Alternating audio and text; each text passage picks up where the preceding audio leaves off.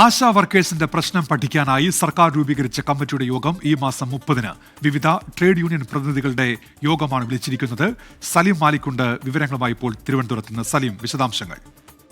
ഉന്മേഷ്, ഈ ASHA workers secretariat പടിക്കൽ സമരം കടുപ്പിച്ചപ്പോഴായിരുന്നു സർക്കാർ ഇവരെ യോഗത്തിന് വിളിച്ചത്. അതിനുശേഷം ഈ ആശാ വർക്കർമാരുടെ പ്രശ്നങ്ങൾ പഠിച്ചതിന് ശേഷം, അതൊരു സമിതിയെ നിയോഗിച്ച് പഠിച്ചതിന് ശേഷം തീരുമാനമെടുക്കാം എന്നുള്ളതായിരുന്നു സർക്കാരിന്റെ നിലപാട്. ആ തീരുമാനം അംഗീകരിക്കാതെ ആശാ വർക്കർമാർ സമരം തുടരുകയാണ്. അതിനിടയിലാണ് ഇപ്പോൾ സർക്കാർ നിയോഗിച്ച സമിതി യോഗം ചേർന്ന് ഈ സമരം ചെയ്യുന്ന Kerala ASHA health workers association ഉൾപ്പെടെയുള്ള 5 സംഘടനകളെ ഈ ചർച്ചയിലേക്ക് വിളിച്ചിട്ടുണ്ട്.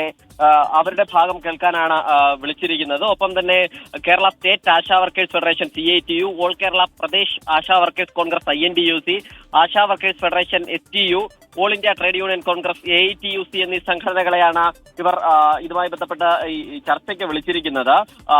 ഇതിൽ ഇവർക്ക് വേണ്ട ഓണററി വർധന ഉൾപ്പെടെയുള്ള കാര്യങ്ങൾ എന്തൊക്കെ ആവശ്യങ്ങളാണ് എന്നുള്ള കാര്യങ്ങൾ ചോദിച്ചറിയും. അതിന് പിന്നാലെയും ചില നടപടിക്രമങ്ങൾ കൂടി പൂർത്തീകരിച്ച ശേഷമാകും സർക്കാരിൽ ഈ സമിതി റിപ്പോർട്ട് സമർപ്പിക്കുക. ഉന്മേഷ്, ശരി, സലീം മാലിക്കാണ് വിവരങ്ങൾ നൽകിയത്.